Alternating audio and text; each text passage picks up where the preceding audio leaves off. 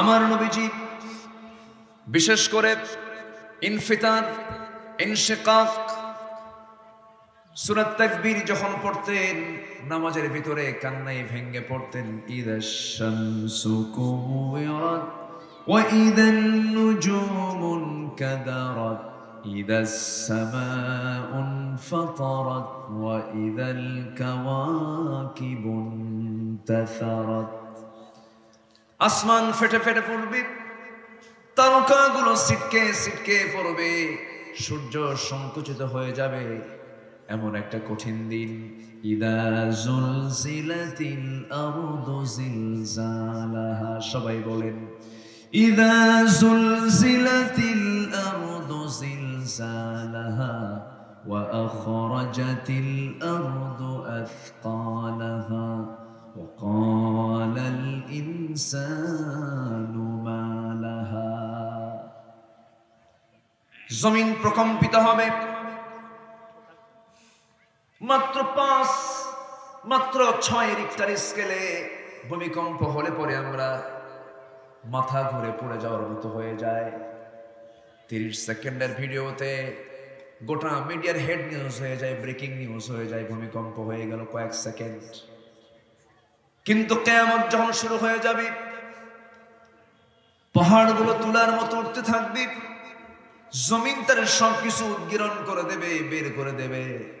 আর মানুষ এই চিত্রগুলো দেখে সেদিন বলবে অকালাল ইনসানু মা লাহা। মানুষ বলবে হারে এত কিছু করলাম, সব তো আজকে শেষ হয়ে গেল, কিছুই থাকলো না, সব তো চুরমার হয়ে গেল, কোনো কিছুই রইল না। সেই দিন এমন একটি মুহূর্ত হবে কিয়ামতের সেই প্রচন্ড ভয়ের ভিতরে গর্ভধারিণী মা তার সন্তান প্রসব করে ফেলবে, সময় প্রসব হয়ে যাবে। এমন একটি সিচুয়েশন সবার সামনে রয়ে গেছে। সেই জন্য কিয়ামতের ধারণা আমাদের জানার দরকার আছে না নাই? ধারণাগুলো নেওয়ার দরকার আছে না নাই? এই জন্য আল্লাহ তাআলা হাসরকে জানার জন্য হাসর দিয়েছেন, কিয়ামতকে বোঝার জন্য সূরা কিয়ামত দিয়েছেন। কিন্তু প্রশ্ন হলো কিয়ামতটা কখন হবে? কিয়ামতটা কখন হবে? ইয়াসআলুনাকা আনিস সাআতি আইয়ানা মুরসাহা। জোরে বলুন আল্লাহু আকবার। 5টা জ্ঞান কার জানা? 5টা জ্ঞান কে জানেন? আল্লাহ জানেন। সূরা লোকমান আমি যেখান থেকে তেলাওয়াত দিয়ে শুরু করেছি, আল্লাহ তাআলার কাছে 5টা ইলম রয়েছে যেটা পৃথিবীর কোনো মানুষ জানে না। আমরা ধীরে ধীরে আলোচনার একটু মূল পয়েন্টের দিকে আস্তে আস্তে যাচ্ছি। আমার আলোচনায় একটু সাইড কথা কম, আমার আলোচনায় একটু অতিরিক্ত কথা কম। আমি চেষ্টা করি যে যতক্ষণ সময় ধরে কথা বলতে, সময়গুলো যেন নষ্ট না হয়। তারে নারে বান্দরে কলা খাই সিন্দুরে, এই জাতীয় কথা আমার জীবনে আমি আমার সুস্থ ব্রেন থাকা অবস্থায় আমি কখনো এরকম করে কথা বলি নাই। আমার যারা আলোচনাগুলো শোনেন প্রযুক্তির কল্যাণে, অনলাইনে যারা দেখেন শোনেন, আমি চেষ্টা করি কিছু হক কথা বলার। হ্যাঁ, আমার কথায় সবাই খুশি হবে না, এটা স্বাভাবিক, কারণ কোরআনের বক্তব্য সবার ভালো লাগে না। ঠিক কিনা বলেন? কোরআন কি সবার ভালো লাগে? লাগে না। চোর চুরি করে সে কি খুশি হবে? না। সুদখোর সুদ খায় সে কি ওয়াজ শুনে তার ভালো লাগবে? ইয়াবার কারবার করে, ওইদিকে হজ করে, ইয়াবার কারবারও করে। তো আমি এরকম একজন ব্যক্তিকে শুনলাম, জানলাম, আমি তাকে বললাম, ভাইজান আপনি হজ করে আসছেন, নামাজও পড়েন, আবার ব্যবসা, ইয়াবার কারবার করেন, এর কারণটা কি? হুজুর আমি তো নিজে খাই না, মানুষকে খাওয়াই। চিন্তা করছেন? সে নিজে খায় না কিন্তু অন্যকে খাওয়ায়। তাহলে কোরআন হক কথা বলে। কোরআনের আরেকটা নাম হলো ফুরকান। আরেকটা নাম কি? ফুরকান। ফুরকান কাকে বলে? আল ফারকু বাইনাল হক ওয়াল বাতিল। হক এবং বাতিলকে পার্থক্য সৃষ্টি করে দেয় যে কিতাব, সেটাই হলো ফুরকান, কোরআন। তাহলে কোরআন এমন একটি কিতাব যা দিয়ে কোনটা হালাল কোনটা হারাম, আল হালালু বাইয়িন ওয়াল হারামু বাইয়িন। হালালও স্পষ্ট, হারামও স্পষ্ট। এই জায়গায় বান্দার না বোঝার কোনো কারণ নাই। বান্দাকে হালাল এবং হারামের জ্ঞান অর্জন করতে হবে। কার কথা? আসতে বলবেন না, কার কথা? এই মাথা দিয়েছেন, বুদ্ধি দিয়েছেন। শুধু প্রযুক্তির জ্ঞান অর্জন করলে হবে না, শুধু চিকিৎসা বিদ্যার জ্ঞান অর্জন করলে হবে না, শুধু পলিটিক্যালের জ্ঞান অর্জন করলে হবে না। পলিটিক্যাল নলেজের পাশাপাশি, সোশ্যাল নলেজের পাশাপাশি, পার্থিব যে সমস্ত প্রয়োজনীয় বিদ্যার পাশাপাশি আমাকে হালাল এবং হারামের জ্ঞান জানা দরকার। সবার আগে, সব শিক্ষারা আগে না পরে? বলেন, পরে না আগে? আমরা শিখি কখন? মরার আগ দিয়া। মরার আগ দিয়ে হুজুরদের একটু ভাড়া করে আনে। হুজুর সারা জীবন আকাম কুকাম করছে, হুজুর আসে না? বলেন তো, আসে? আকাম কুকাম করছে হুজুর, একটু তোবা পড়ায় দেন, একটু বুঝায় দেন। না, লা তাজুলু কদমা ইবনে আদম হাত্তা ইউসআল আন খামসিন। কোন আদম সন্তান এক কদম সামনে নিতে পারবে না কিয়ামতের দিন যতক্ষণ না 5টি প্রশ্নের জবাব না দিতে পেরেছে। ওয়ান শাবাবিহি ফিমা বলাহু, তার যৌবন সম্পর্কে প্রশ্ন করা হবে, কোথায় খাটাইছে, গার্লস স্কুলের সামনে কিনা, আকাম কুকাম করছে কিনা। নাম্বার 2, সে তার যৌবনকাল কোথায় কাটাইছে। ওয়ান মালিহি, তার মাল সম্পর্কে প্রশ্ন করা হবে। সে মাল মিন আইনা ইকতাসাবাহু, কোন জায়গা থেকে কামাই করেছে এবং সে কোথায় তা ব্যয় করেছে। কি কথা কি বোঝা গেল? ঠিক ঠিক। আন উমরিহি, তার জীবন সম্পর্কে প্রশ্ন করা হবে, গোটা জীবন সে কোথায় খাটাইছে এগুলো। তাহলে আমি মরার আগ দিয়া একটু তওবা করে ফাঁকিবাজি কইরা আল্লাহর সামনে কি পার পাওয়ার কোন সুযোগ পাবো? না। আসতে বলবেন না, পাবো না। পাবো না। ক্যামেরাম্যান, এই যে ক্যামেরাম্যান, দ্রুত করেন, এগুলো আগে ভাগে আসতে হয়। আপনারা যদি পরে আসেন তাহলে তো বিরক্ত হয়, মানুষের আলোচনার পরিবেশ নষ্ট হয়ে যায়। ক্যামেরাম্যানদের ধমক দিবেন না, কারণ তারা, আপনি শুনছেন হাজার হাজার মানুষ, আর এরা শোনায় কোটি কোটি মানুষকে। তাহলে দরকার আছে না? ধমক দিয়েন না, তাছাড়া হার্ট স্ট্রোক করবে। এতগুলো মানুষ যদি একজনকে ধরেন তাহলে তো বাঁচবি। ঠিক ঠিক। আছে, তারা রেকর্ড করুক, তাদের কল্যাণে দিনের প্রচার হয়। যতক্ষণ ওয়াজ শোনে ততক্ষণ তো গান শোনে না, এই তো ঠিক। কিছু তো উপকার হয়, অবশ্যই উপকার হয়। আল্লাহ তুমি তাদেরকে দিনের কল্যাণে এই কাজের খেদমত করার তৌফিক তুমি আল্লাহ দিয়ে দাও। জোরে বলি আল্লাহুম্মা আমিন। আল্লাহুম্মা আমিন। আমার দিকে তাকাও। তাহলে আল্লাহর কাছে কয়টা জ্ঞান? বলেন কয়টা জ্ঞান?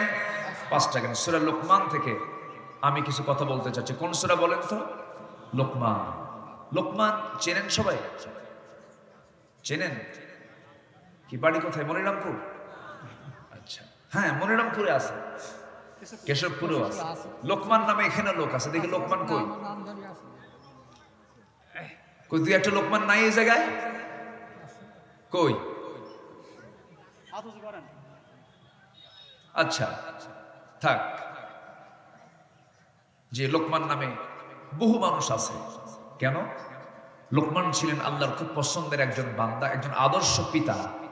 সুবহানাল্লাহ বলেন। একজন আদর্শ কি? পিতা। লোকমান নামে লোক খুঁজে পাবেন, ইব্রাহিম নামে লোক খুঁজে পাবেন, কারণ এনারা ছিলেন জাতির রাহবার, জাতির মডেল। কিন্তু ওইদিকে ফেরাউন নামটাও কিন্তু কোরআন শরীফে আছে। ফেরাউন নামে কোন লোক কি এখানে আছেন? দেখে হাত তুলুন। আছে?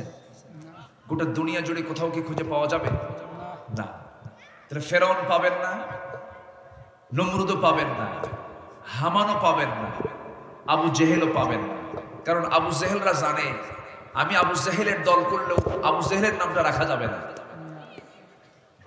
আবু জেহেলের দল করে কিন্তু তার নামটা রাখে না। আছে না নাই? আচ্ছা, লোকমান খুব দামি একজন আল্লাহর পছন্দের বান্দা ছিলেন, যিনি নবুয়ত পান নাই কিন্তু হিকমত পেয়েছেন। ওয়ালাকাদ আতাইনা লুকমানাল হিকমা, আমি লোকমানকে হিকমত দিয়েছি। হিকমত কিন্তু বিশাল পাওয়া। ওয়ামান ইউতিল হিকমাতা ফাকাদ উতিয়া খাইরান কাসীরা, যাকে হিকমত দেওয়া হয়েছে আল্লাহর পক্ষ থেকে তাকে সমস্ত কল্যাণ দেওয়া হয়েছে। জোরে বলে সুবহানাল্লাহ। এইজন্য হিকমাত এটা খুব গুরুত্বপূর্ণ একটা বিষয়। এইজন্য হিকমত আল্লাহর পক্ষ থেকে আসে। লোকমানকে দেওয়া হয়েছে কি বলেন? নবুয়ত না হিকমত? নবুয়ত না হিকমত? আল্লাহ তাআলা বলেন ওয়ালাকাদ আতাইনা লুকমানাল হিকমাতা আন ইশকুর লিল্লাহ ওয়া মান ইয়াশকুর ফাইন্নামা ইয়াশকুরু লিনাফসিহি ওয়া মান কাফারা ফাইন্নাল্লাহা গানিয়্যুন হামিদ। জোরে বলুন আল্লাহু আকবার। আল্লাহু আকবার। আমি লোকমানকে হিকমত শিক্ষা দিয়েছি, হিকমতের সমস্ত কিছু আমি তার মধ্যে দিয়েছি। লোকমান তার সন্তানদেরকে জীবনে বহু নসিহত দিয়েছেন। একদিন সন্তানগুলোকে ডাক দিয়ে বলছেন, বাবারা 3টা নসিহত তোমাদেরকে দিচ্ছে। নাম্বার 1 হলো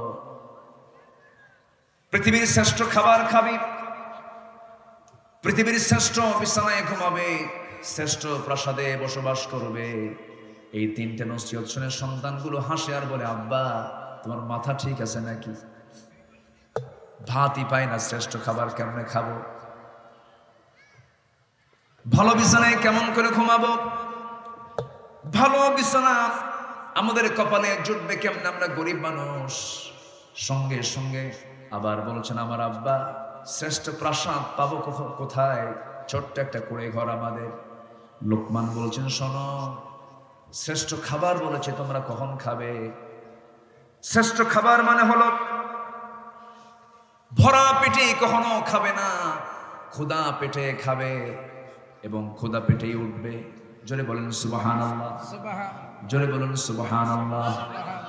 এগুলো হচ্ছে হিকমত। এগুলো কি হিকমত? নাম্বার 2 হলো শ্রেষ্ঠ বিছানায় ঘুমাবি। শ্রেষ্ঠ বিছানা মানে আমার সন্তানগুলো, তোমরা মনে করো না দামি দামি ওই সমস্ত বিছানাগুলো, ফেরাশগুলো তোমাদের জন্য কিনতে হবে, তা নয়। ম্যাট্রেস নয়, কোনো তোশক নয়, দামি কোনো বিছানাকে আমি বুঝাই নাই। এখানে শ্রেষ্ঠ বিছানা বলতে আমি বুঝিয়েছি হলো তোমরা পরিশ্রম ছাড়া বিছানায় যাবে না, সারা দিন পরিশ্রম করবে, হাড় ভাঙ্গা পরিশ্রম করবা। হাড় ভাঙ্গা পরিশ্রমের মধ্য দিয়ে তোমার যখন বিছানা তুমি পাবে, ওই বিছানাই হবে তোমার জীবনের শ্রেষ্ঠ বিছানা। কি পরিশ্রমের শরীরে কি বিছানা লাগে?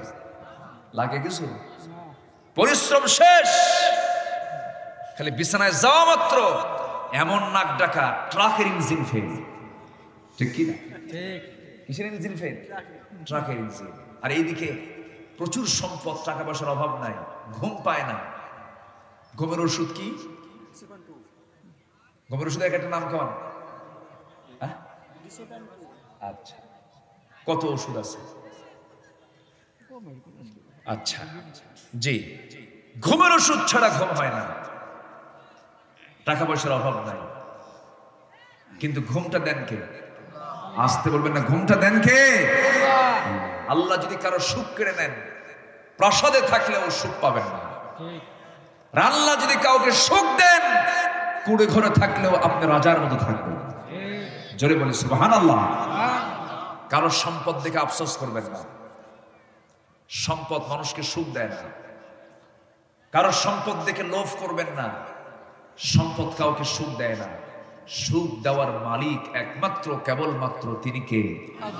আসতে বলবেন না, তিনি কে?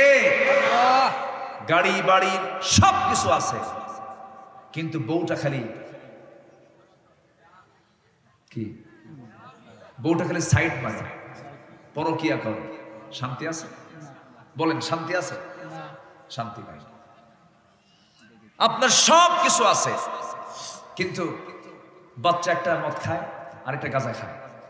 আছে না নাই? আছে না? সুখ আছে? সুখ নাই। এজন্য সুখের জন্য চাইতে হবে কার কাছে? আল্লাহর কাছে। আসতে বলবেন না, কার কাছে? আল্লাহর কাছে। লোকমান তার সন্তানদেরকে কি নসিহত দিচ্ছেন দেখেন। তোমরা শ্রেষ্ঠ খাবার খাবে মানে কি? ক্ষুধা পেটে খাবে, ক্ষুধা পেটে উঠবে। মানে কি? দিকে অসুস্থ হওয়ার লক্ষণ। তুমি কায়িক পরিশ্রম করবে, শারীরিক পরিশ্রম করে যখন বিছানায় চলে যাবে, তখন তুমি সুস্থ হয়ে যাবে। তোমার ঘুমটা সুন্দর হবে। নাম্বার 3 হলো শ্রেষ্ঠ প্রাসাদে ঘুমাবে। মানে শ্রেষ্ঠ প্রাসাদ মানে হলো মানুষের সবচাইতে বড় রাজ্য হলো হৃদয়। হৃদয় নামক রাজ্যকে জয় করে ফেলবে, তোমার প্রাসাদ হবে পৃথিবীর শ্রেষ্ঠ প্রাসাদ। জোরে কোন সুবহানাল্লাহ। এই নসিহতগুলো কে দিচ্ছেন? হাসতে কয়, বলেন কে দিচ্ছেন? লোকমান। সাদা মানুষ না কিন্তু, সুন্দরও না, লম্বাও না, সুশ্রীও না, দাঁতগুলো ফাঁকা, ঠোঁটটা মোটা, নিচের ঠোঁট এত মোটা, মোটার ঠেলায় নিচের দিকে গড়ে নামছে। মাথার চুল গুণা আছে না, লোহার গুণা, গুণা গুণা দিয়েছে যে বাঁধে শক্ত, কি হ্যাঁ তার গুণার তার, এরকম শক্ত মার্কা মাথার চুল, সাইজ ছিল না। তাফসীরে আসছে সাইয়েদনা লোকমানের পায়ের গোড়ালি ছিল ফাটা। পায়ের গোড়ালি কি ফাটা? গোড়ালি কিছু আছে না, এই শীত আসার সাথে সাথে ফেটে শেষ হয়ে যায়। ওই ফাটা পা নিয়ে যদি লেপের তলে ঢুকে, লেপের কাপড় কি ঠিক থাকে? আসতে কোন কেন? সকালবেলা লেপ গোছানো নিয়ে স্বামী আর বইয়ের মধ্যে লাগে গন্ডগোল, কি ফাটা পাও আমার হইছে আমার স্বামী, এরকম বলেন না? বলে ফাটা পা। লোকমান ছিলেন এরকম একটা বাহ্যিকভাবে অসুন্দর দেখতে একজন মানুষ। সমাজে তার কোনো পরিচিতিও ছিল না, কিন্তু লোকমানকে আল্লাহ তাআলা এত সুন্দর করে পছন্দ করলেন, তার নামে কোরআনে কারীমের একটা সূরার নামকরণ করলেন। জোরে বলি সুবহানাল্লাহ। এমনি করেননি, বহু যোগ্যতা আছে তার। শুনবেন সবাই? সবাই শুনতে রাজি আছেন তো? ইনশাআল্লাহ। জোরে বলি ইনশাআল্লাহ।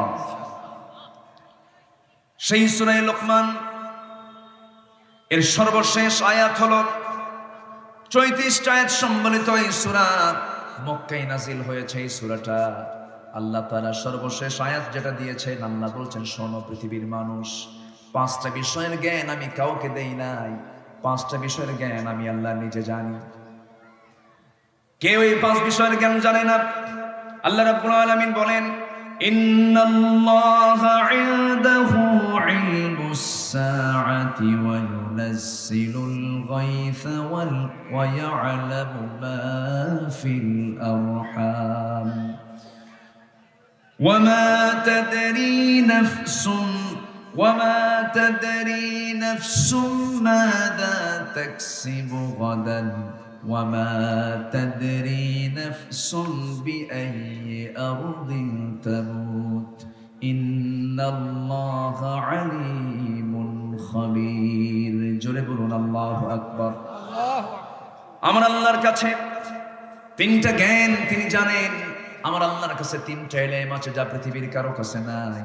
এর মধ্যে 1 নম্বরে ইলম হলো কিয়ামত কখন হবে একমাত্র কেবলমাত্র কে জানেন? আসতে বলবেন না কে জানেন? তবে কিয়ামতের কিছু আলামত আছে না নাই? আসতে বলবেন না আছে না নাই? আছে। কিয়ামতের কিছু আলামত আছে। ছোট ছোট আলামত গুলো কিছু আমাদের দ্বারা প্রকাশ পেয়েছে। যেমন কিয়ামতের আলামত হলো সর্বশেষ আমার নবীর নবুয়ত লাভ। আমার নবীর নবুয়ত লাভ কি হয় নাই? হয়ে গেছে, এটাও কিন্তু একটা আলামত। আমার নবীর মৃত্যু, বাইতুল মুকাদ্দাস বিজয় হয়ে গেছে। ফিলিস্তিনের আমওয়াস নামক স্থানে প্লে রোগ দেখা যাবে, প্রচুর ধন সম্পদ হওয়া, কিন্তু সেই লোকটা যাকাত দেবে না, সেই লক্ষণ মনে হয় এখন নাই। হ্যাঁ, প্রচুর ধন সম্পদ কিন্তু যাকাত দেওয়ার লোক থাকবে না। এটা কি আমার দেশেও নাই? আসতে বলবেন না আছে না নাই? এটা কিসের আলামত? বলেন কিসের আলামত? কিয়ামতের। দান করার জন্য কিছু দানবীর আছে যারা লোক দেখিয়ে দেখিয়ে দান করে। দান করার জন্য, বাহবা নেওয়ার জন্য ঘোষণা দিয়ে দেয়, আমি 1 লাখ দিলাম, 2 লাখ দিলাম, 3 লাখ দিলাম, কিন্তু আমার নামে একটা স্লোগান হবে। কিন্তু যাকাতের মতো ফরজ ইবাদত সে আদায় করতে চায় না। যখন দেখবেন সমাজে ধন সম্পদের পরিমাণ বেড়ে গেছে কিন্তু যাকাত দিচ্ছে না, ভাবতে হবে এটা কিসের আলামত? বলেন, আসতে বলবেন না কিসের আলামত? আরেকটা আলামত হলো নবুয়তের মিথ্যা দাবিদার। এরকম কিছু শ্রেণীর আত্মপ্রকাশ হয়ে যাবে, যেমন মুসাইলামতুল কাজ্জাব, আসওয়াদ আনসি, এই সমস্ত লোকগুলো মিথ্যা নবুয়তের দাবিদার ছিল। এবং এই ভারতবর্ষে একজন ছিল, তার কিছু অনুসারী আমার দেশে আছে, মির্জা গোলাম মোহাম্মদ, নাম শোনেন নাই?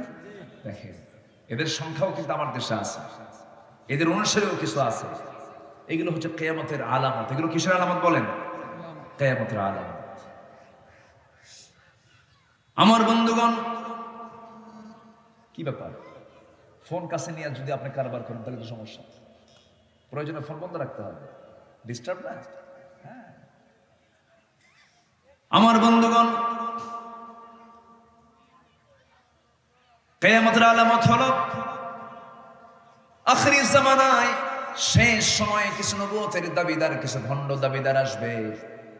আমার নবীর জীবদ্দশায় মুসাইলামাতুল কাজ্জাব নামে একজন মিথ্যা নবুয়তের দাবি তুলেছিল। সাহাবায়ে কেরাম মোকাবেলা করে, সাহাবায়ে কেরাম যুদ্ধ করে মুসাইলামাতুল কাজ্জাবকে দুনিয়া থেকে বিদায় করে দিয়েছেন। এই ভারতবর্ষে পশ্চিমাদের যোগ সাজসে একজন কাদিয়ান প্রদেশ থেকে গোলাম মোহাম্মদ কাদিয়ানি নামে একজন ব্যক্তি, সে বলল আমি আখিরে জামানের পয়গম্বর। জোরে কোন নাউজুবিল্লাহ, আরো জোরে বলুন নাউজুবিল্লাহ। যদি কেউ রাসূলকে বাদ দিয়ে যদি অন্য কোনো নবীকে মানে, তার কি ঈমান থাকবে নাকি? আসতে বলবেন না, থাকবে নাকি? আমার নবী তার শেষ নবুয়তের ব্যাপারে বলেছেন, মা কানা মুহাম্মাদুন আবা আহাদিম মির রিজালিকুম ওয়ালাকিন রাসূলুল্লাহি ওয়া খাতামান নাবিয়্যিন ওয়া কানা আল্লাহু বিকুল্লি শাইইন আলিমা। জোরে বলুন আল্লাহু আকবার। তোমাদের নবী মুহাম্মদ সাল্লাল্লাহু আলাইহি ওয়াসাল্লাম কোন প্রাপ্তবয়স্ক ছেলের সন্তানের তিনি জনক নন, তিনি হলেন শেষ পয়গম্বর। তারপরে আর কোন নবী আসবে না। রাসূল উদাহরণ দিয়ে তিনি একদিন বললেন, শোনো, একটা প্রাসাদের সকল কাজ শেষ হয়ে গেছে, শুধু একটা ইট লাগানো বাদ আছে। যেমন একটা ইট লাগানোর মধ্য দিয়ে প্রাসাদের কাজ শেষ হয়ে যায়, নবুয়তের যে একটা বিশাল সিলসিলা ছিল, তার সর্বশেষ ইট হলাম আমি রাসূল। আমার পরে আর কোন নবী আসবে না। কিন্তু এই কথা বলার পরে যদি কেউ রাসূলকে বাদ দিয়ে যদি অন্য কোনো কাউকে যদি সে শেষ নবী হিসেবে মানে, তার তো ঈমান থাকবে না। ওই সমস্ত লোকগুলো যারা রাসূলকে শেষ নবী না মেনে আরেকজনকে শেষ নবী মানে, এমন লোক আমার দেশে আছে না নাই? এমন একটা গ্রুপ আমার দেশে আছে না নাই? কাদিয়ানীদের সেজদা দেওয়ার জন্য মসজিদ নামক উপাসনালয় আছে না নাই? ওরাও আযান দেয়। ওদের পেছনে আমেরিকা কাজ করে, ওদের পেছনে ইউরোপ কাজ করে, বড় বড় কোম্পানিগুলো ওদের দ্বারা পরিচালিত। এক নামে সবাই চিনে ফেলবেন। এই সমস্ত লোকগুলো কাদিয়ানী, যারা কোরআন এবং হাদিসকে সামনে রেখে স্পষ্ট ভাষায় বলা যেতে পারে এরা কাফির, এতে কোনো সন্দেহ আসতে সন্দেহ নাই। রাসূলকে না মানলে সে কি ঈমানদার হবে নাকি? অথচ তাদের দ্বারা তাদের ব্যাপারে কোনো কথা নাই। কিন্তু তাওহীদ পন্থী মুসলমান যখন হকের কথা বলে, তখন তাদেরকে জঙ্গি বলে গালি দেওয়া হয়। আসতে বলবেন না, ঠিক কি না? ইসলাম কি জঙ্গি শেখায়?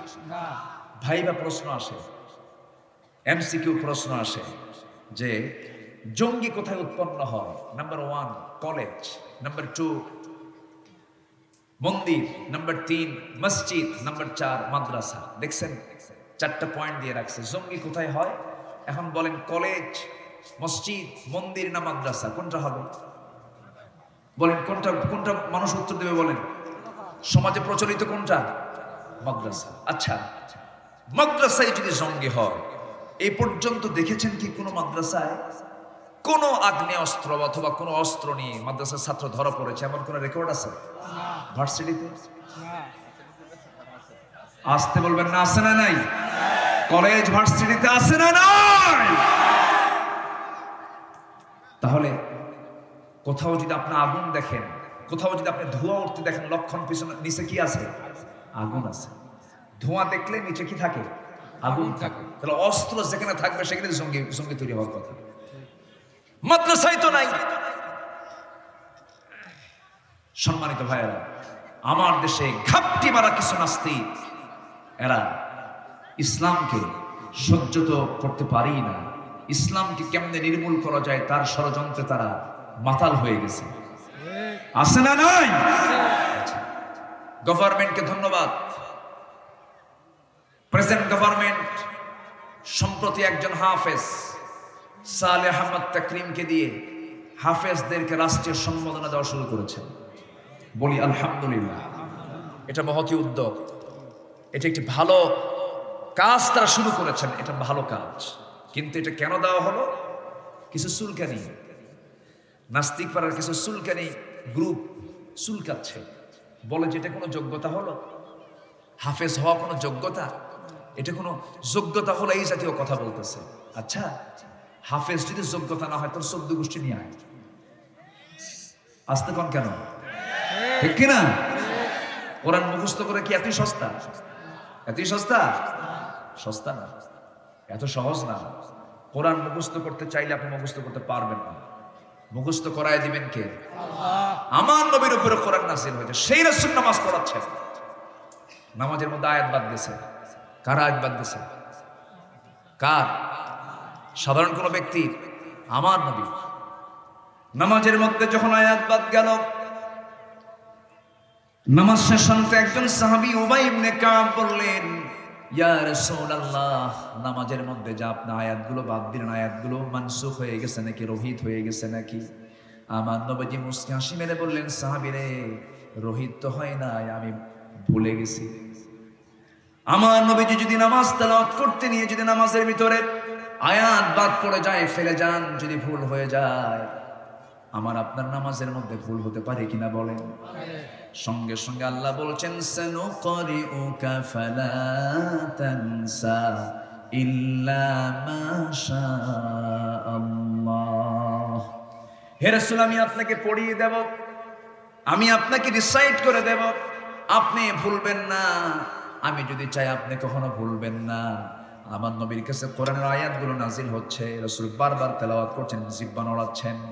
আল্লাহ বলছেন, লা তুহাররিক বিহি লিসানাকা লিতাআজালা বিহি।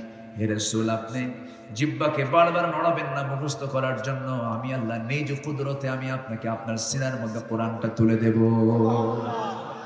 এখন বলেন, যারা হাফেজ তারা আল্লাহ নরমাল বান্দা না স্পেশাল বান্দা? নরমাল না স্পেশাল?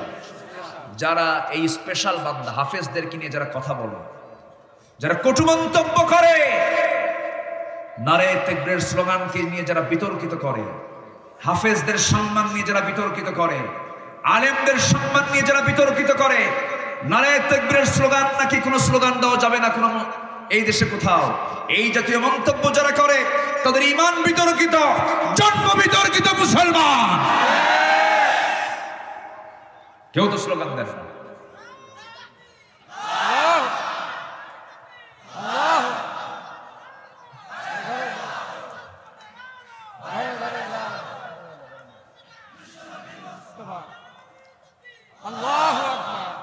মাশাআল্লাহ, বলি আলহামদুলিল্লাহ। আলহামদুলিল্লাহ। যে স্লোগানটা দেওয়া হলো এটা আমাদের বদরের স্লোগান, এটা উহুদের স্লোগান, এটা খন্দকের স্লোগান, এটা মুতার স্লোগান। মুসলমানদের অস্ত্র একটাই, নারায়ে তাকবীর, নারায়ে তাকবীর, আরো জোরে নারায়ে তাকবীর। একটু আওয়াজ দেন তো, হাত একটু উঁচু করেন, নারায়ে তাকবীর। হাত নামান, বলি আলহামদুলিল্লাহ। আলহামদুলিল্লাহ। এই আওয়াজ অনেকের সহ্য হয় না, আছে আমাদের মধ্যে, আছে আছে না নেই? এই আওয়াজ শুনলে ওদের গায়ে জ্বালা পোড়া করে। যাদের এই আওয়াজ শুনলে গা জ্বালা পোড়া করে, ওদের জানাজা দেওয়া হবে না, যেহেতু জানাজায় আল্লাহু আকবার আছে। যাদের এই আওয়াজ শুনলে গা জ্বালা পোড়া করে, ওদেরকে জানাজা না দিয়া কুকুর বিড়াল সিগারের মতো বিদায় করা দরকার। আমার আর এর চাইতে বড় ভাষা নাই। আমি তাদেরকে সাবধান করে বলতে চাই, মুনাফিকি চাল চালবেন না। মুসলমান মুসলমানের মতো কথা বলবেন।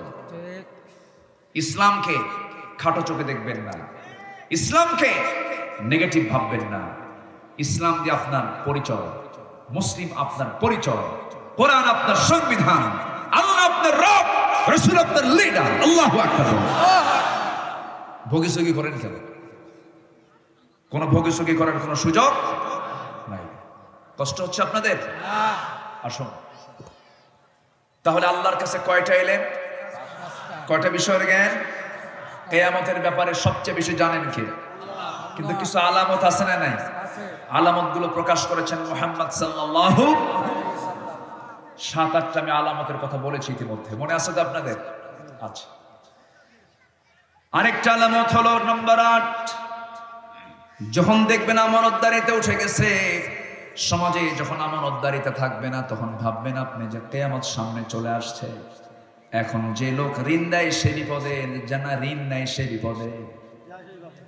কে বিপদে থাকে বলেন? ঋণদাতা না ঋণ গ্রহীতা? ঋণদাতা বড় বিপদে পড়ে যায়। যে ঋণ দিল সে বড় বিপদে পড়ে গেছে। আপনি টাকা পাবেন যার কাছে, তার কাছে গেছেন, ভাই টাকাটা দেন, অমুক দিন আসো। আরেকদিন গেছেন, অমুক দিন আসো।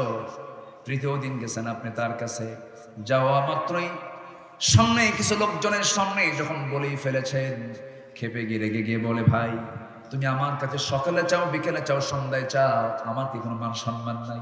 দেখছেন, ও ঋণ খেলাপি হয়ে বসে আছে, আমার কি মান সম্মান নাই? চোরের মায়ের, ওই এলাকায় এই কথা আছে তো নাকি? চোরের মায়ের বড় বড়। আমার বন্ধুগণ,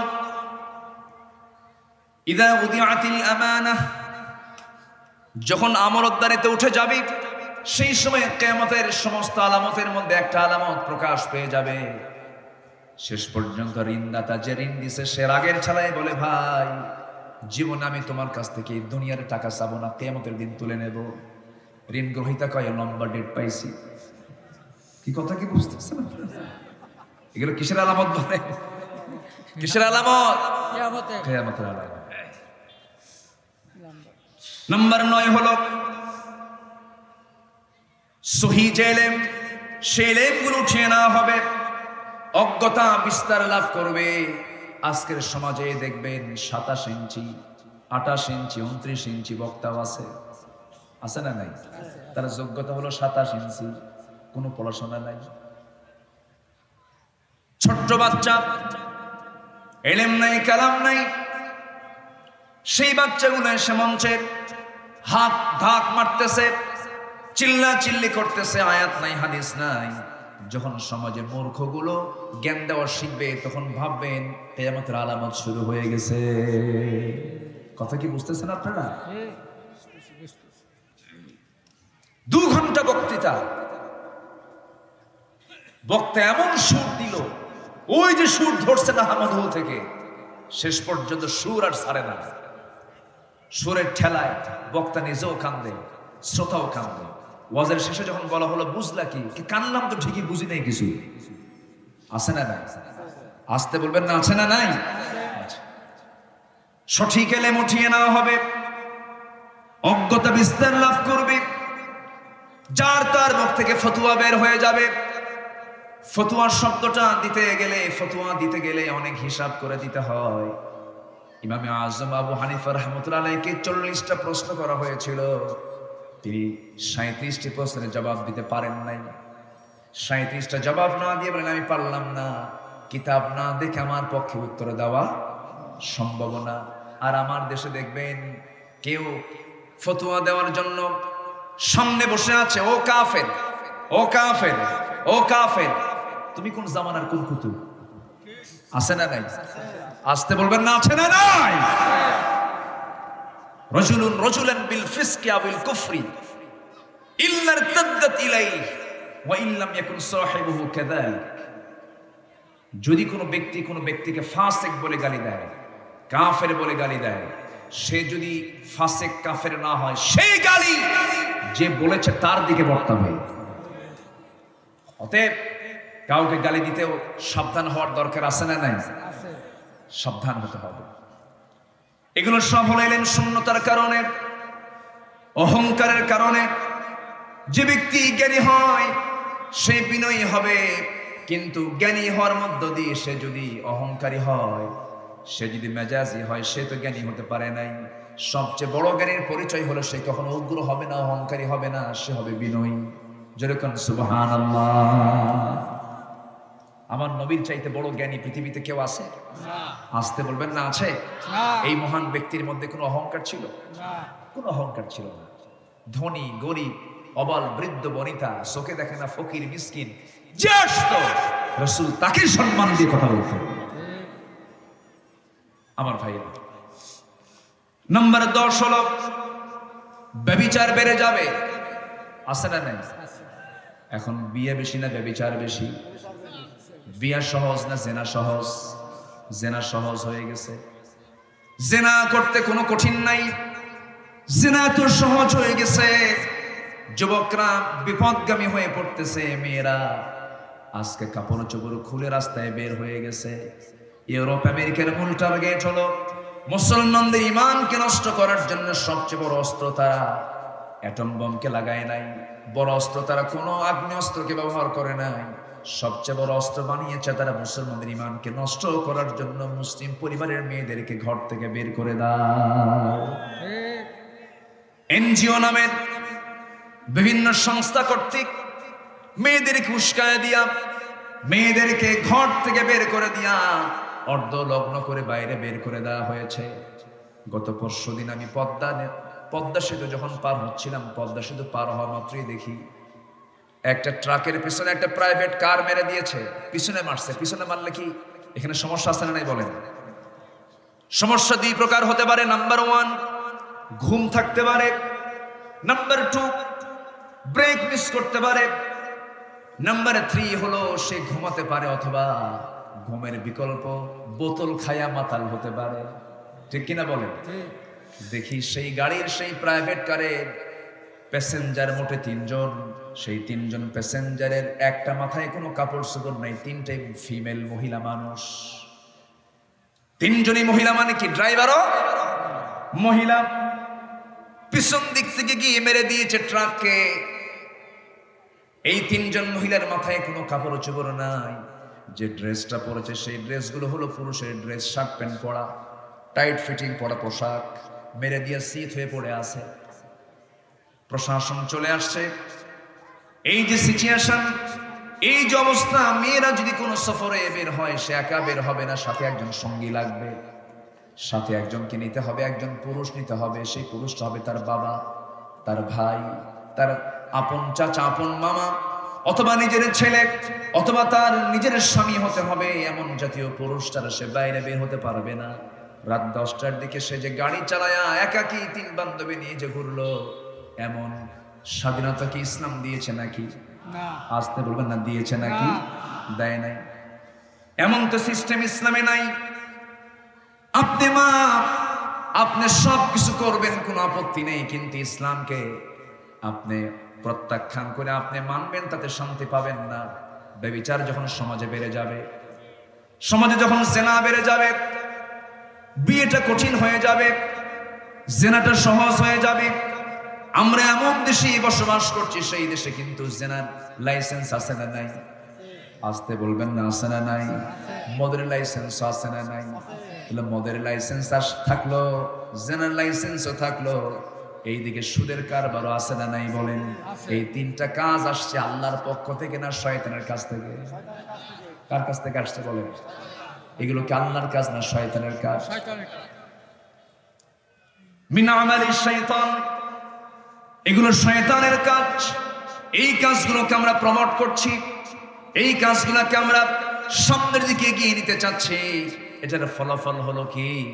এটার ফলাফল হলো আগে তো বিয়ে হয়, এরপরে বাচ্চা কাচ্চার মা হয়। এখন তাকে বিয়ে হওয়া লাগে না, আগে হয় বাচ্চার মা। আগে বাচ্চার কি হয়? মা হয়, এরপরে গায়ে হলুদ হয়, এরপরে বিয়ে হয়। এটা কি মুসলমানদের কালচার না মেসি রোনালদোর কালচার? মেসি রোনালদোদের কালচার হবে এটা। মেসি সে বাচ্চার বাপ হয়েছে আজ থেকে 17 বছর আগে, আর বিয়ে করছে গত কয়েকদিন আগে। মেসির ফলোয়ার আমার দেশে, যে মেসির দেশে আজান নিষিদ্ধ,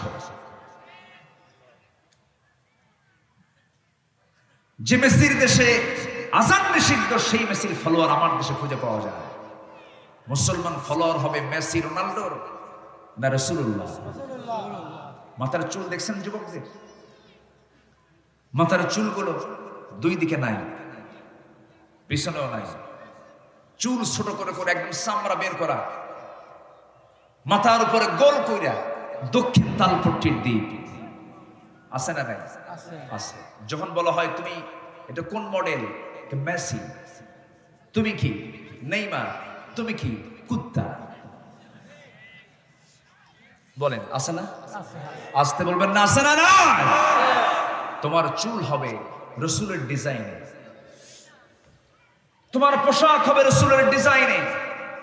প্যান্ট পরে, সেই প্যান্ট নাভির নিচে পড়ে না উপরে পড়ে? বলেন বলেন সবাই বলেন। উপরে পড়ে না নিচে পড়ে? নিচে পড়ে। এমন নিচে পড়ে সীমান্ত বর্ডার, যে কোনো মুহূর্তে অঘটন ঘটে যেতে পারে। এই হলো প্যান্ট। ওই প্যান্ট নিয়ে যদি নামাজে যায় নামাজ হবে? বলেন নামাজ হবে? হবে না। অনেকদিন আগে আমি মসজিদে ঢুকি, আমি সুন্নতের নিয়ত করব, 2 রাকাত নামাজ পড়ব, নফল নামাজ পড়ব। হঠাৎ করে দেখি এক যুবক নামাজ পড়তেছে, ওইরকম পোশাক পরে। ভাবলাম দেখি ওর নামাজ কেমনে হয় দেখি। ও রুকুতে গেছে, রুকুর ঠেলায় দেখি উপরের শার্ট উপরের দিকে আসছে, নিচের প্যান্ট নিচের দিকে গেছে, মাঝখানে কিছু নেই। তো ভাবলাম এই তো রুকু, দেখি শেষ দেয় কি হয়। শেষ দেয় যখন গেছে তখন দেখি প্যান্ট খুলে আন্ডার প্যান্ট বেরোইছে। আমার কথা কি বোঝা যায়? এই পোশাক পরে কি নামাজ হবে? হবে না। এগুলো কিসের আলামত বলেন? বলেন কিসের আলামত? কিয়ামতের আলামত। পোশাক পরেও তারা উলঙ্গ থাকবে। পুরুষরা মেয়েদের সুরত ধারণ করবে, ছেলেরা মেয়েদের সুরত ধারণ করবে। মেয়েদের হাতে থাকে চড়ি, আজকে ছেলেদের হাতেও চড়ি আছে না নাই? আসতে বলবেন না, আছে না নাই? নাম দিয়েছে ব্রেসলেট। নাম দিয়েছে কি? ব্রেসলেট নাম দিয়েছে। মেয়েদের গলায় থাকবে হলো মালা, সেই মালা আজকে ছেলেদের গলায় আছে না নাই? এগুলো কিসের আলামত বলেন? কিয়ামতের আলামত। এই সমস্ত বিষয়গুলো আমরা লক্ষ্য করে এই জামানায় ঈমানটাকে আমরা ধরে রাখার চেষ্টা করব। নাম্বার 11 হলো সামাজিক ব্যবসা যতটুকু চালু থাকবে তার চেয়ে বেশি চালু থাকবে সুদ। সুদ তো কেশবপুরে নাই, মনিরামপুরে নাই, চোকনগর মনে হয় শেষ হয়ে গেছে। চোকনগর আছে না নাই? চৌগাছা আছে, সারসা আছে, ঝিকুরগাছা আছে, বাগারপাড়া আছে। কোন জায়গায় আপনি যাবেন দেশের প্রত্যন্ত অঞ্চলে সুদ রন্ধ্রে রন্ধ্রে ঢুকে পড়েছে। সুদের সর্বনিম্ন গুনাহ হলো যে সে যেন নিজের মার সঙ্গে জিনা করলো। যেরকম নাউজুবিল্লাহ। সেই সুদের কারবার যখন সমাজে বেড়ে যাবে তখন ভাবতে হবে কিয়ামতটা কাছাকাছি। এই জন্য আমরা সুদের কাছে যাব না। জোরে বলি ইনশাআল্লাহ, আরো জোরে বলি ইনশাআল্লাহ। জ্বলন্ত নাম থেকে বাঁচানোর জন্য চেষ্টা করতে হবে। ও আনফুসাকুম ওয়া আহলিকুম নারা। নিজে বাঁচো, তোমার পরিবারকে বাঁচাও, জাহান্নাম থেকে বাঁচাও। পরিবারকে জাহান্নাম থেকে তোমার রক্ষা করতে হবে। আপনারা কি কষ্ট পাচ্ছেন নাকি? না। আজান একটু আমার কানে আসছে আওয়াজ। আজান হচ্ছে না? হোক, আজান হোক, সমস্যা নেই। আমি এমন হুজুর না যে হুজুরের ওয়াজ শুনতে আসছেন যে সে নামাজ পড়ে না। নামাজ পড়ব। আমার দেশে কিন্তু এরকম দরবারও আছে, নামাজ লাগে না। আছে কি? আছে না? আছে। নামাজও লাগে না, গোসলও লাগে না। নামাজও লাগে না, গোসলও লাগে না। পানির তলে মোমবাতি, বাবা বাতাসে নেভে না। বাবার নামে হালকা দিলে ওযু গোসল লাগে না। যখন নাউজুবিল্লাহ। একটা লোক উঠবেন না। এই মাহফিলে যারা বসেছেন তারা সব কার মেহমান হয়ে বসেছেন? বলেন কার মেহমান হয়ে বসেছেন? এই মেহমানদারি কে করছেন? আল্লাহ করছেন। আপনি আল্লাহর মেহমান। আপনি যদি আল্লাহর মেহমান হয়ে থাকেন, কোরআন শুনতে আসেন। কোরআন শোনা মানে কার মেহমান হওয়া? আল্লাহর মেহমান হওয়া।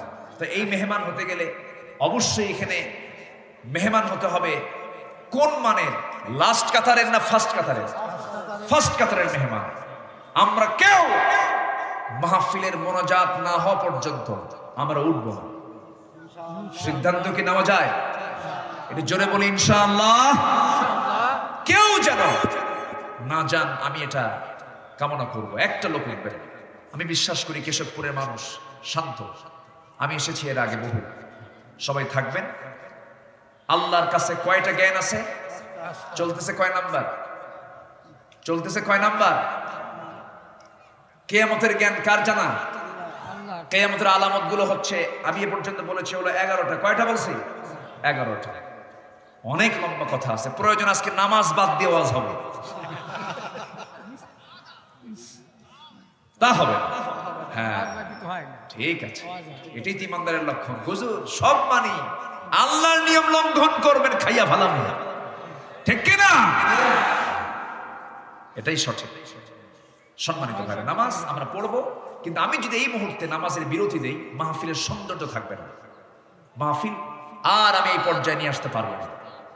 এই জন্য বৃহত্তর দিক, মুক্তাজায়ে হাল অবস্থার পরিপ্রেক্ষিতে বৃহত্তর দিকটা লক্ষ্য করে আমরা নির্দিষ্ট সময়ের 10 মিনিট হোক, 20 মিনিট হোক, 25 মিনিট হোক পরে আমরা নামাজ আদায় করব ফরজ মনে করে। ইনশাআল্লাহ। জোরে বলি ইনশাআল্লাহ। ইনশাআল্লাহ। এখন কি আপনারা শান্ত হয়েছেন তো? জি। আমি জানি যে নামাজ পড়ে তার মধ্যে অস্থিরতার সৃষ্টি হয়, কখন পড়বো কখন পড়বো। আমিও পড়বো আপনাদেরকে নিয়ে। জোরে বলি ইনশাআল্লাহ। ইনশাআল্লাহ। থাকেন। আমাকে চিরকুট দিচ্ছেন, আমি দেখছি, সমস্যা নাই, এটাও আমি সময় মতো কাজে লাগাবো, ঠিক আছে? আলহামদুলিল্লাহ। তারা আপনাদের মেহমান, তাদেরকে অশোনাতেও হবে। কি করেন আপনারা? ঠিক আছে না? সবাইকে সন্তুষ্ট রাখতে হবে। আচ্ছা, তাহলে এ পর্যন্ত কিয়ামতের আলামত বলেছি কয়টা? বলেন বলেন কয়টা বলেছি বলেন। ওদিকে আল্লাহ তাআলার ইলম কয়টা? কয়টা বিষয় জানেন তিনি? 1 নম্বর কিয়ামত কখন হবে কে জানেন? আল্লাহ। আল্লাহ জানেন। নাম্বার 12 হলো বাদ্যযন্ত্র যখন সমাজে ছড়িয়ে পড়বে। বাদ্যযন্ত্রের পরিমাণ আজকে এখন কম না বেশি বলেন? বিয়ে একটা পবিত্র কাজ। বিয়ে একটা কি কাজ? বিয়ে সমাজ জীবনে গুরুত্বপূর্ণ একটা ফরজ। কারোর জন্য বিয়ে করা ফরজ, বিয়েটা স্বাভাবিক হলো সুন্নতের কাজ। কারোর জন্য এটা ফরজ হয়ে যায়। এই বিয়ের মতো একটা গুরুত্বপূর্ণ সামাজিক কাজে, ইসলামের কাজে বাদ্যযন্ত্র ছাড়া বিয়ে হয় না। আমি কি ভুল বলতেছি? ডেক্সেট নিয়ে আসে, গায়ে হলুদ দেয়। গায়ে হলুদ আপনাকে কে দিতে বলেছে? এই বিধান ভারত থেকে আমদানি হয়েছে। এই বিধান অন্য ধর্মের মানুষ থেকে এসেছে। মুসলমানদের বিয়েতে গায়ে হলুদ নাই নাই নাই, বরঞ্চ বেহায়াপনা এই জায়গায়। বিয়ের আগের দিন মেয়ে পক্ষ ছেলে পক্ষের বাড়িতে আসে, এসে বিয়ের গালে একটা সিমটি কাটা আছে না? এই কোন আছে না? এগুলো আছে না? এগুলো আছে না? নাই আছে। এই আকাম কুকাম গুলো করার মাধ্যম হলো গায়ে হলুদ। গায়ে হলুদের কোন রসম ইসলামে নাই, আমরা মানবো না। জোরে বলি ইনশাআল্লাহ। দেবর ভাবিকে কোলে তুলে নেবে, এটা কোথায় পেয়েছেন আপনি? দেবর নতুন ভাবিকে কোলে তুলবেন, এটা কোথায় আছে? এগুলো, এই সমস্ত নোংরামি মুসলিম সমাজে আমাদের চালু রাখতে দেওয়া যাবে যাবে না। কোন বাদ্যযন্ত্র ইসলামে নাই। বাদ্যযন্ত্র যদি ইসলামে থাকতো, মসজিদে বাদ্যযন্ত্র থাকতো। মসজিদে কোনো বাদ্যযন্ত্র আছে? আসতে বলবেন না আছে? যে কাজ মসজিদে এলাও না, সেই কাজ সমাজেও এলাও না, ঠিক কিনা? কিসের সংস্কৃতি এগুলো?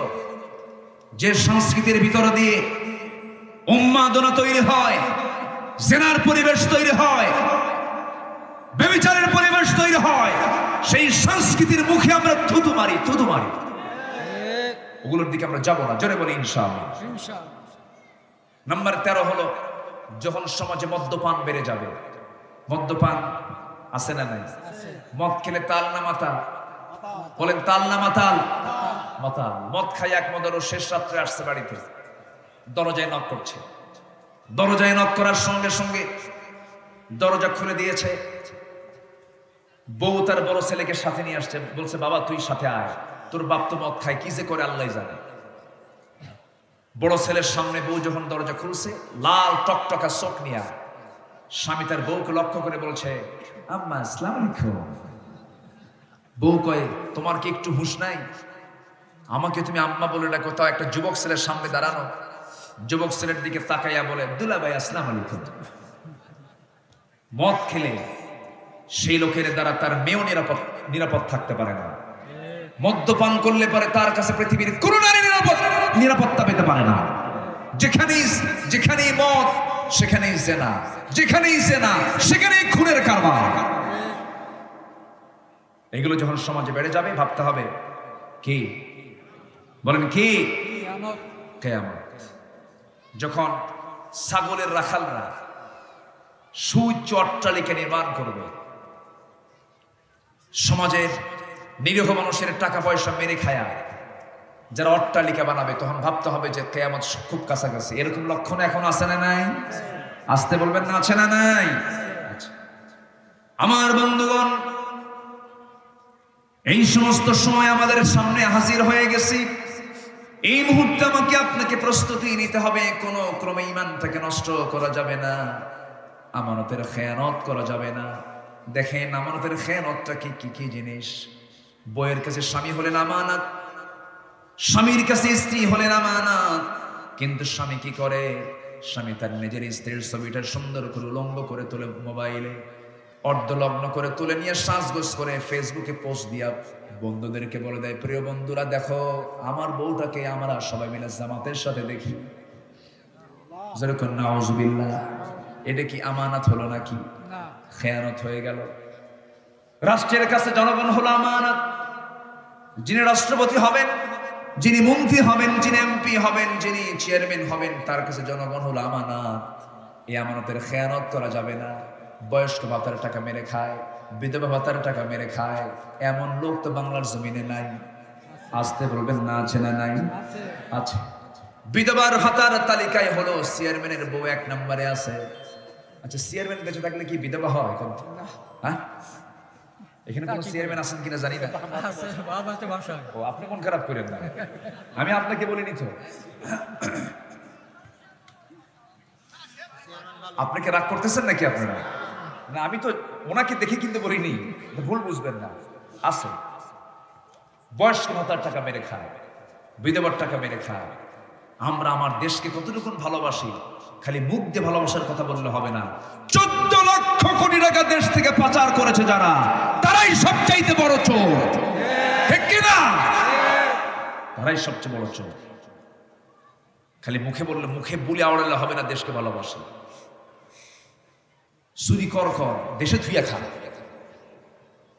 সব বাইরে পাচার করেছে। সম্মানিত ভাইরা, সম্মানিত বন্ধুগণ, অথচ ওমরে ফারুক কি ছিলেন? অর্ধ দুনিয়ার শাসক তিনি। রোম পারস্য তাকে থেকে থরথর করে কাঁপে। সেই ওমরে ফারুক এক বোতল, রাষ্ট্রের পক্ষ থেকে 1 বোতল মধু আনছেন। কি আনছেন? মধু। সেই মধু নিয়ে এসে বউকে বলছেন, বউ আমার, এই মধুটা আমি এবং আমার প্রতিবেশীদের নেওয়ার জন্য আমি রাষ্ট্রের পক্ষ থেকে পেয়েছি, তো এটাকে ভাগ করো। বোতলের মধুটা এই প্রতিবেশীর এই কয়েকজনের জন্য তুমি ভাগ করে আমাদের একটা অংশ রেখে সবাইকে দিয়ে দাও, সমান ভাগে ভাগ করবে কিন্তু কাজ। এই বলেই বোতলটা বউয়ের হাতে দিয়ে আবার বলতেছেন, আমাকে বোতলটা আমার হাতে দাও। আবার হাতে ফেরত নিয়ে বলতেছেন, না তুমি ভাগ করলে হবে না। বউয়ের মেজাজ গেছে খারাপ হয়, আমারে তুই মাইন্ড করলি, আমারে তুমি অবিশ্বাস করতেছ। বউ তো মন খারাপ করে বসে আছে। তিনি বোতলটা নিয়ে প্রতিবেশীর এক ঘরে গিয়ে বললেন, এই বোতলটাতে এই পরিমাণ মধু আছে, সমান ভাগে ভাগ করে আমাকে সমান একটা অংশ আমার বাড়িতে দিয়ে আসো কাজ। সেই বোতলটা নিয়ে, সেই অংশের মধুটা নিয়ে এসে বলতেছে, আমার স্ত্রী, এই যে মধু আমাদের অংশে এসেছে, তুমি এটা নাও। নিছেন ঠিক, কিন্তু চোখটা বড় হয়ে আছে। বইয়ের চোখ কি বড় হয় না? আস্তে আস্তে করে। আরে বইয়ের চোখ বড় হয় না? সংসার করতে গেলে কি স্বামীর চোখ বড় হয় না? বইয়ের চোখ বড় হয় না? না হলে আপনি সংসার করবেন কেন?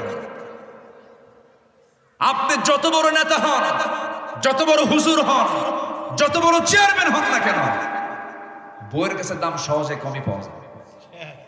আপনি যত বড়ই হুজুর হন না কেন, বলবে তুমি কয় নাম্বার হুজুর আমার জানা আছে, বসো। কি কথা বুঝলেন? বউ তো খুব কাছের জিনিস। ওমরে ফারুক রাদিয়াল্লাহু আনহু তিনি দেখেন তার বউয়ের চোখটা লাল টকটকা হয়ে গেছে, ক্ষেপে আছেন, অভিমান করে আছেন। ওমরে ফারুক তাকে হাত দিলেন, ঝাংটা মেরে উঠলেন, বললেন আমিরুল মুমিনিন, মধুর বোতল আপনি এখন দিচ্ছেন কেন? আপনি তো ভাগ করে নেছেন, আমি কি চুরি করতাম নাকি? আপনি আমাকে অবিশ্বাস করেন কেন? ওমরে ফারুক বলছেন, স্ত্রীরে, আল্লাহর কসম করে বলে আমি তোমাকে অবিশ্বাস করি নাই, আমি তোমাকে সন্দেহ করি নাই, কিন্তু এই মধুর বোতলে যে পরিমাণ মধু আছে, এই মধুটাকে 5 ভাগ যখন করতে যাবে, 7 ভাগ যখন করতে যাবে, মধু তো লিকুইড জিনিস, তরল জিনিস, এই মধু ভাগ তুমি যখন করতে যাবে, কিছু মধু তোমার হাতের সাথে লেগে যাবে। তোমার হাতের সাথে লেগে যাওয়া মধু 2 ফোঁটা হোক, 3 ফোঁটা হোক, এটা তো তুমি আর সমান ভাগে ভাগ করতে পারবে না। কিয়ামতের দিন আল্লাহ তাআলা আমাকে ওই 3 ফোঁটা মধুর যদি হিসাব চান, আমি আল্লাহর আদালতে কেমন করে জবাব দেব? জোরে বলি সুবহানাল্লাহ। জান্নাত এত সস্তা নয় ভাই। কি তারা আমানতের রক্ষা করেছেন? সাইয়েদনা ওমর ফারুকের আগের খলিফা হযরত আবু বকর সিদ্দিক রাদিয়াল্লাহু তাআলা আনহু, আমিরুল মুমিনিন, খলিফাতুল মুসলিমিন, সবাই মনোযোগ দিয়ে শুনেন। এই লোকটা কি করলেন? তার ঘরের সঙ্গে একটা ঘর ছিল, যিনি বুড়ি মানুষ, স্বামী নাই, ছেলে মেয়ে সব মারা গেছে, কেউ তাকে দেখার নাই। সাইয়েদনা আবু বকর করতেন কি, প্রত্যেকটা দিন খলিফা হওয়ার পরেও তিনি সকাল সন্ধ্যা মহিলার খেদমত করে চলে আসতেন, খাবার দাবারের ব্যবস্থা করতেন। ওমরে ফারুক মনে মনে চিন্তা করলেন, আমি একটু খেদমত করতে যাব। খেদমতের চিন্তা নিয়ে তিনি ঘরের মধ্যে ঢুকে বলছেন, মা, বুড়িমা, কি খেদমত করতে হবে? এবার বুড়িমা বলছে, খেদমত তো আগের একজন যুবক করে গেছে। ওমরে ফারুক মনে মনে ভাবতেছেন, কোন যুবক করে যায়? আমি তো তাকে চিনি না, আমি তো আজকে চিনবো, কে? আমি তাকে চিনি না। পরপর 3টা দিন তাকে দেখার চেষ্টা করলেন, পারলেন না। একদিন সন্ধ্যার পরে তিনি বসে আছেন আর পেতে আছেন, দেখি আজকে কোন লোকটা ঢোকার সময় টের পান নাই। যখন খেদমত করে বের হয়েছেন, সামনে ওমরে ফারুক দাঁড়ায় গেছেন। কে তুমি? চেহারার দিকে তাকায় দেখেন সাইয়েদনা আবু বকর সিদ্দিক রাদিয়াল্লাহু তাআলা আনহু। আবু বকরের চেহারা দেখা মাত্র ওমরে ফারুক বলছেন, আপনি এই জায়গায় কেন? আমাদের তো কিছু খেদমত করতে হবে, আপনি আমাদের জন্য কিছু কাজ দিয়ে দেন, আপনি খলিফাও হবেন, আবার এগুলো করবেন। আবু বকর বলছেন, শোনো ওমর, আমার প্রতিবেশীর হক আমাকে আদায় করতে হবে, কারণ আমার আমলনামা তুমি ওমর তোমার পিঠে যাবে না কিয়ামতের দিন। আমার বন্ধুগণ, আমার ভাইয়েরা, প্রথম খলিফার ইন্তেকাল হয়ে গেল, বুড়ি মহিলা বেঁচে আছেন, কিন্তু জানেন না ওই যুবকটা কে খেদমত করে যায়, নামটা প্রকাশ করেন নাই। ওমরে ফারুক তার পরের দিন খেদমত করতে গেছেন, যেদিন তিনি ইন্তেকাল করেছেন, তার পরের দিন সেই দায়িত্ব ওমরে ফারুক পালন করছেন। প্রতিবেশী ওই মহিলার ঘরে গেছেন। ঘরে গিয়ে মহিলাকে সমস্ত পানীয়, সমস্ত কাপড় চোপড় পরিষ্কার করে দিয়া যখন চলে আসবেন, তার আগ দিয়ে খেজুরগুলো ধুয়ে দিয়েছে, বলছেন, বুড়িমা, আপনি এগুলো খান। যখন বুড়িমা খেজুরগুলো হাতের মধ্যে নিয়ে যখন মুখে দিয়েছে, বিচিটা মুখের সঙ্গে লেগে গেছে। সঙ্গে সঙ্গে বুড়ি মহিলা বলছে, ও যুবক, তুমি তো মনে হয় আগের যুবক না। আগের যে যুবক আমার সেবা করে যেত, সে মনে হয় পৃথিবীতে বেঁচে নাই। কেন, কি হয়েছে মা, আপনি বলেন। আগের যে সেবক আমাকে সেবা করে যেত, সে যখন আমার সামনে খেজুরগুলো রাখতো, খেজুরগুলোর বিচিগুলো ফেলে দিয়ে আমার মুখে মুখে খেজুরগুলো তুলে দিয়ে যেত। জোরে কান সুবহানাল্লাহ, আরো জোরে কান সুবহানাল্লাহ। এটাই হলো আমানত, এটাই হলো আমানতের রক্ষা করা, প্রতিবেশীর হক আদায় করা। এই সমস্ত কাজগুলো আপনি যখন দেখবেন সমাজ থেকে উঠে গেছে, তখন ভাবতে হবে, এই ফিতনার যুগে আমার ঈমানটাকে ধরে রাখার চেষ্টা করতে হবে, আমাকে চেষ্টা চালাতে হবে। আমার ভাইয়েরা, সেই জন্য সবার সামনে কিয়ামত আছে না নাই? আসতে বলবেন না, আছে না নাই? আমরা প্রিপারেশন নেব, জোরে বলি ইনশাআল্লাহ। আল্লাহ বলছেন, ও বান্দা, আমার কাছে 5টা বিষয়ের জ্ঞান আছে। নাম্বার 2 হলো ওয়ায়ুনাজ্জিলুল গায়সা কাইফা ওয়া ইয়ালামু মা ফিল আরহাম। নাম্বার 2 হলো বৃষ্টি কখন হবে কেউ জানে না।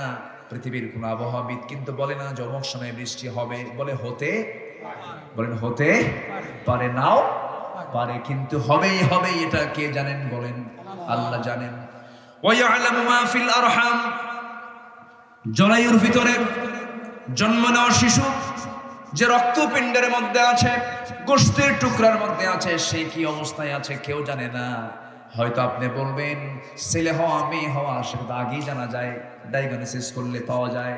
আপনি এটা বলতে পারেন, কিন্তু ছেলেটা কতটুকু সুস্থ হবে, সে বোবা হবে না, বাক শক্তি ফিরে পাবে, তার কান ঠিক থাকবে না, কি ঠিক থাকবে, সমস্ত কিছুর তথ্য কি সবাই বলতে পারবে নাকি? সব বলতে পারবে না। হ্যাঁ, মেডিকেল সায়েন্স এখন এতটুকু ডেভেলপ হয়েছে, বাচ্চা মার পেটের মধ্যে আছে, ওই পেটের মধ্যেও যদি ওই বাচ্চার যদি হার্টের কোনো প্রবলেম থাকে, মেডিকেল ডায়াগনোসিস করে এটা বের করতে পারে। কিন্তু সন্তানটা ভালো হবে না খারাপ হবে এটা কেউ জানে নাকি? আসতে জানে নাকি? আল্লাহ এটা বুঝাচ্ছেন বান্দা, ওই আরহামের ভিতরে ওই বাচ্চার সমস্ত খবর কে জানেন? আল্লাহ জানেন। নাম্বার 3 হলো ওয়ামা তাদরি নাফসুন মাযা তাকসিবু গাদা। আগামীকাল তুমি কি উপার্জন করবে, তোমার কি রিজিক আছে তুমি জানো না। আগামীকালকে রিজিক কি হবে এটা একমাত্র জানেন কে? আল্লাহ। আসতে বলবেন না কে? আল্লাহ।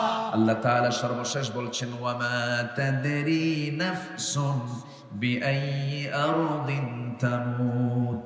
এবং তোমরা জানো না কোন জমিনে তোমার মৃত্যু হবে, কোন জমিনে তোমার মৃত্যু হয়ে যাবে। এই ফয়সালা, এই সিদ্ধান্ত, এই বিষয়ের জ্ঞান একমাত্র কে জানেন? আল্লাহ। আসতে বলবেন না কে জানেন?